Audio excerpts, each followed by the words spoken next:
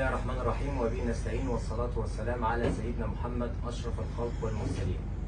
النهارده احنا في مشروع ماونتين فيو، هنتكلم على فاعلية مهمة جدا، وهي كيفية استخراج الإحداثيات. كيفية استخراج الإحداثيات المراد توقيعها باستخدام برنامج السيفل وتصديرها للتوتال ستيشن. طيب، سواء كانت إحداثيات حدود حفر أو إحداثيات عادية أو إحداثيات مسلحة أو أجساد أعمدة، فالفاعلية اللي احنا هنشرحها دي بالتفصيل هتوضح العملية دي. يلا بينا. باشمهندس توحيد، بداية بنرحب بحضرتك. اهلا بك يا مصر. أول حاجة، اللوحة اللي معايا دي عبارة عن إيه؟ واحدة واحدة عليا، أنا اشتغلت أجهزة كتير وعايز أفهم برنامج السيفل. واحدة واحدة عليا، اتفضل. بسم الله الرحمن الرحيم. دي دلوقتي يا مستر احمد لوحه مشروع فندق. مشروع إنشاء فندق. تمام. العاديه بتاعتي ده حد العاديه اللي هو بره ده منصب. يعني اللي بره ده حدود العادية. حدود عاديه. طبعا لو في حفر هيبقى في حد بره الحفر. الحفر اوفست 5 متر. لو عايزنا نعملها ممكن نعملها. يعني يا جماعة من العادية دي هنطلع بره قد ايه؟ ادينا حدود الحفر 5 متر. تمام. وريني كده. نعملها ولا لا، وريني كده. انت بيجي لك ايه؟ انا بتجيلي اللوحه بالمنظر ده. تمام. انت اللي بتعمل الاوفست بقى وتسلمه للايه. تمام. انا جات لي اللوحه دي عايز اخرج احداثيات الاعمده عشان هروح دلوقتي اوقعها باستخدام احداثيات العاديه، عشان اطلع اوقعها بواسطه جهاز محطه الرصد المتكامله التوتال ستيشن.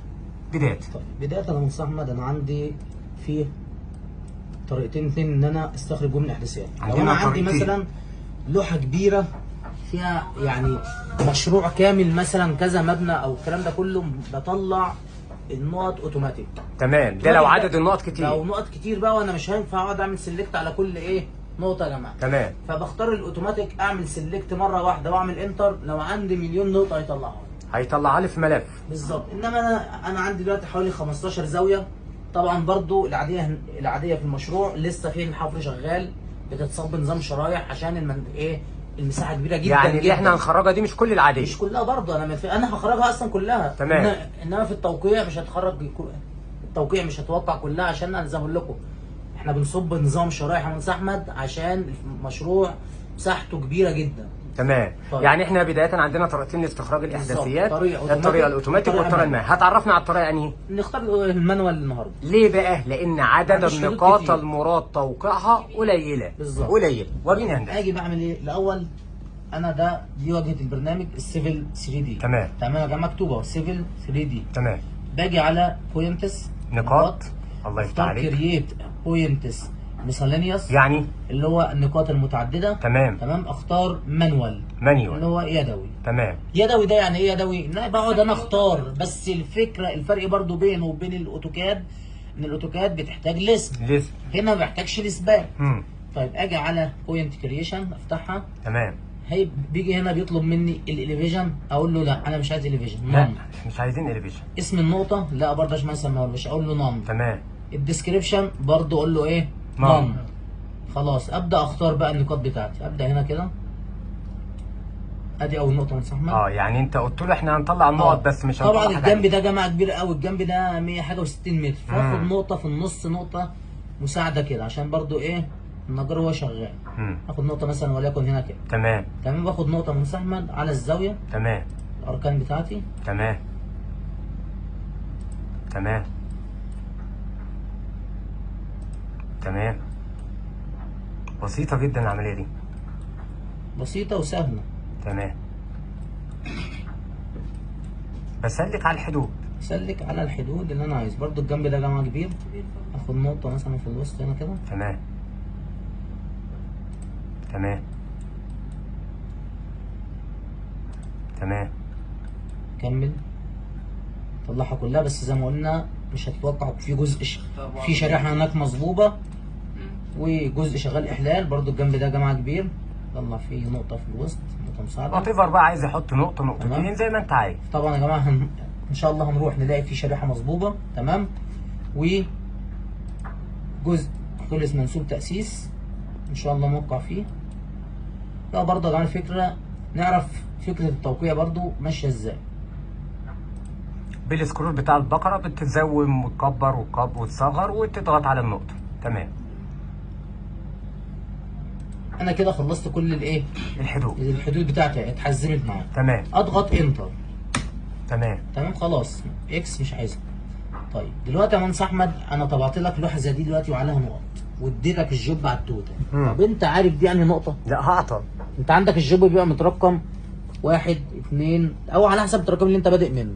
طب انا لما اديك لوحه زي دي انت هتفهم منها ايه؟ يعني انت مثلا انت على الجوب فينا النقطه رقم 1 مش تفضل تدور بقى وتوجه وتطلع مش هي؟ لا. يبقى معايا مشكله. يبقى انت عايز تعمل ترقيم للنقاط بحيث ان انا وانا سهولة بوقع التوقيع بقى اعرف اللي انا وقعته رقم كام. اجي على اي نقطه تمام. اعمل عليها سيلكت ضغط واروح على بوينت جروب بروبرتيز. تمام. خصائص النقاط كمجموعه. بوينت ليبل ستايل. تمام. العنوان اللي يظهر عليه. اجي هنا يا جماعه على السهم ده نون لا شيء. هتلاقي عندي اختيارات كتير. ديسكريبشن اونلي لو انت عايز الوصف بس. اليفيجن اند ديسكريبشن الكلام ده في الميزانيه لو انت رافع كذا حاجه من احمد ومدي كل حاجه ايه اكواد الكود بتاعها. تمام. اليفيجن اونلي اللي هو منسوب المنسوب بس فقط. ده لو عايز اعمل سيرفيس في حدود الحب بيهمني المنسوب. نورسنج اند ايستنج ده لو انا الشمال عايز والشرق. عليها الشمال والشرق تمام اللي هي الكوردينيت بتاعتي. تمام. امتى بعمل الكلام ده؟ لو انا عندي 3 4 نقط محتاج اوقعهم مش مستاهل ان انا ايه اعمل لك جوب والكلام ده كله منصح احمد بدلع نفسي بقى على بالظبط. اللوحه بقى. اتفضل. انما هنا بيقول لي ايه؟ بوينت نمبر اون يعني الرقم فقط. يعني ليه بقى اخترنا الرقم بس يا جماعه؟ عشان انا هديك جوب اس دي ار تحطه على كل نقطه التوتال عليها تستدعي رقم. النقطه. تمام. يبقى انا اختار ايه؟ بوينت نمبر ده الليبل او العنوان اللي هيظهر على النقطه. ماشي. تمام. اقوم عامل ابلاي. موافق. اوكي. نعم. بص يا مهندس احمد هنلاقي عندي 1 2 طبعا بتجيلي بالترتيب اللي انا كنت ماشي فيه زي ما انت ضغطت. 2 3 كنت قلت بس نقطة واحدة بس. نقطة واحدة بعمل سيلكت بتعمل على كل مش هعمل لنقطة واحدة. 4 5 هتلاقي ايه التراكمات بتاعتها من احمد كده. تمام. اهي اخر نقطة عندي اللي كانت نقطة رقم 20. تمام. طيب محتاج الجوب. تمام. محتاج بقى اخد الجوب على فلاشة. اخد الجوب. تمام. اجي على بوينتس من قائمة بروبرتيز جنب هنا اضغط عليها كليك يمين واقول اكسبورت يعني تصدير. تمام. خلي بالكم انا هعمل فورمات يعني عشان تشوف الفورمات هنحتاجه ليه دلوقتي. ايه الفورمات دي؟ الفورمات ده اللي هو ايه؟ الصيغه المتعارف عليه. الفورمات ده يا جماعه عندي ايه؟ آلية التعامل بين البرنامج والتوتال. اي ان زد دي كوما ديليميتد. ركز يا جماعه في الفورمات وهقول لك ليه تركز فيه. البي يعني ايه يا هندسه؟ البي البوينت والايه؟ الاي اللي هو الايست والنورث والزد اللي هو الاليفيجن والدي لو في ديسكريبشن. تمام. كوما ديليميتد يا جماعه نركز اللي هو كوما. تمام. طيب ومن ثم احفظ الفايل من احمد اجي هنا كده. يعني انت بتختار مكان الحفظ كمان. عايز اسيبه مثلا على الديسك توب مثلا ممكن اسميه مثلا فندق ده مثلا اسمه فندق 2 من احمد اعمله اتش 2 مثلا اللي هو هوتو الاثنين مثلا. تمام. تمام اتش 2 واقول له اوبن. انت حفظت فين بقى في على الديسك توب. تمام. واقول سطح له المكتب. تمام. يعني انا لو نزلت دلوقتي هلاقي الملف؟ اتش 2 ده مش موجود يا هندسه. موجود اهو اتش 2 اهو. طب ما عدد النقط كان 20 يا هندسه. اهو 20 اهو. 1 2 3 لحد 20. طب ايه المشكله كده؟ ولا ايه المشكله؟ ينفع تاخدوا الجوب ده تحطه على التوتال تشتغل بيه دلوقتي؟ لا. ليه بقى؟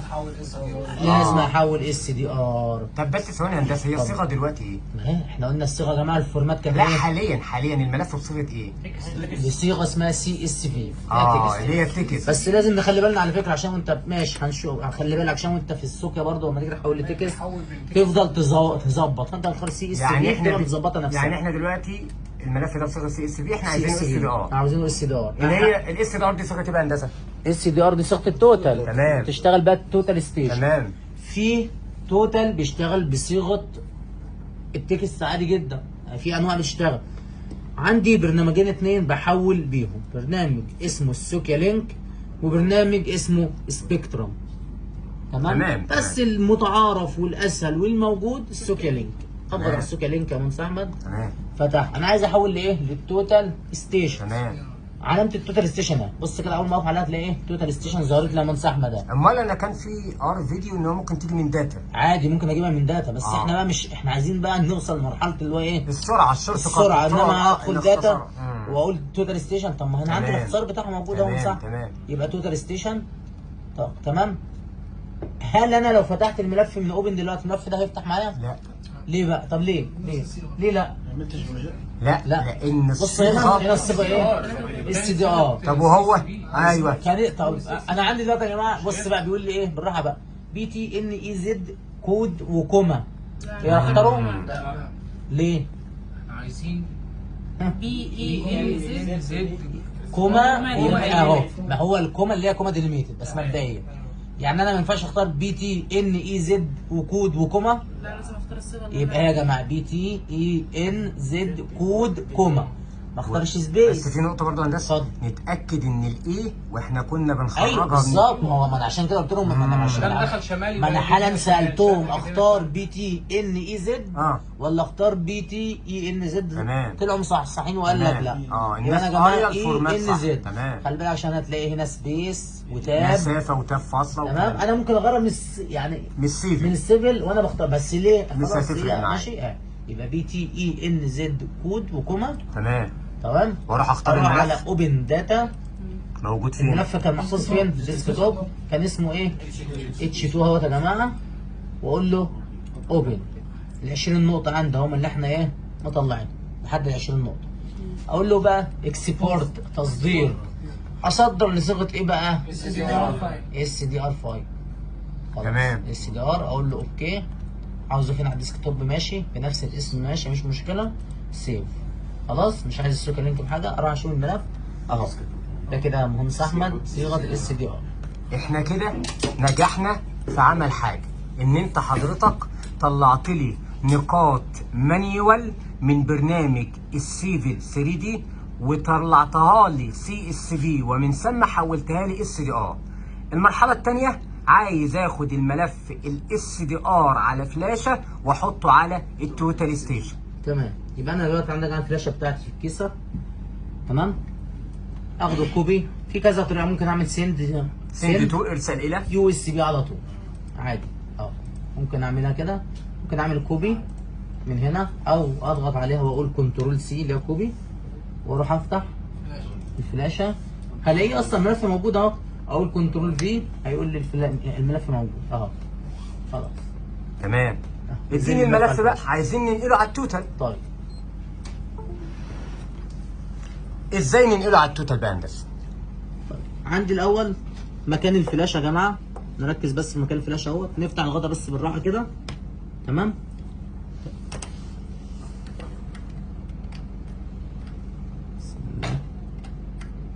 حاطين الفلاشه. حاطين الفلاشه. افتح جوب جديد يا جماعه انزل فيه نقطي. جوب جديد افتح منين؟ داتا، جوب سيلكشن، ليست اهو. هو اي جوب فاضي مثلا وليكن جوب واحد. انت عرفت منين ان واحد ده فاضي هندسه؟ اهو مكتوب زيرو جنبه، مفيش اي حاجه. ماشي يا جماعه. اقول عليه انتر. طيب ممكن النقط بتنزل دايما يا جماعه على الجوب اللي فوق. فانا مش مضطر ان انا اغير اللي تحت. تمام. مش مضطر اغيره. بس في ناس للاسف يعني انك تبقى فاهم الاول يقول لك الجوب اللي فوق زي اللي تحت. طيب نخلي اللي تحت ازاي؟ اهو برضو نفس الكلام. انزل عليه كده من ليست جوب واحد. انتر مره للحفظ. خلاص هو حافظ. واجيب الشاشه الرئيسيه. تمام. الشاشه الرئيسيه. انقل بقى يا جماعه ازاي؟ كده الملف اللي هيتنقل عليه رقم كام يا هندسه؟ واحد اهو. بص جوب واحد. امال ايه اتش 2 ده بقى؟ اتش 2 ده الفايل اللي انا هشتغل عليه. انا مسميه اللي هو موجود على الفلاشه. طب انا عايز اجيب انزله بقى. يبقى اقول ايه؟ يو اس بي. كيفيه نقل الملف من الفلاشه الى التوتال ستيشن. تاني يا جماعه يو اس بي اس تي طيب اس طيب ايه اس دي ايه اللي هي ايه اس دي ار. تمام. اس طيب. اقول ايه؟ سيف ولا لود يا جماعه؟ لا لود. لود انا بحمل مش بحفظ. الكلام ده لو انا بنقل من التوتال للفلاشه يبقى انا بحفظ الملف بتاعي. انما دلوقتي انا عايز انزل ملف يبقى اعمل ايه؟ لود. تمام. بيقول لي عاوز تعمل لود في جوب واحد. اوكي. الملف بتاعه يا جماعه H2 SDR. اضغط عليه انتر. استنى بقى، ايه اللي طلع ده هندسه؟ ده بيقول لك التاريخ اللي طلع فيه الملف أيوة، النهارده التاريخ، 9 والساعه كمان والساعه وكل لا لا حاجه. لا لا لا والفورمات بتاعي الصيغه بتاعته والفورمات. وكونفورم بيقول لك انت لو والفيرم. متاكد اضغط متاكد ان ايه. هو ده الجوب، لان ممكن لو في جوبات كتيره ابقى اتلخبط اقول له يس. انا قال لي كام يا جماعه؟ 20 الملف نقطة. طيب انا عايز اتاكد ان هم ال 20 نقطه. اروح على داتا جوب سيلكشن، اعمل ليست، هتلاقي جنب الجوب واحد بقى كام؟ بقى 20. برضه محتاج حاجه. اتفضل. انت حضرتك دلوقتي اديتني الملف الاس دي ار حلو. على التوتال. اه عايز وانا واقف في الموقع اقول للمساعد تعالى يا ابني هنا يبقى معاك لوح. آه. انت عايز معاك لوح، مم. مفيش مشكله. ليه أنا معايا أوت؟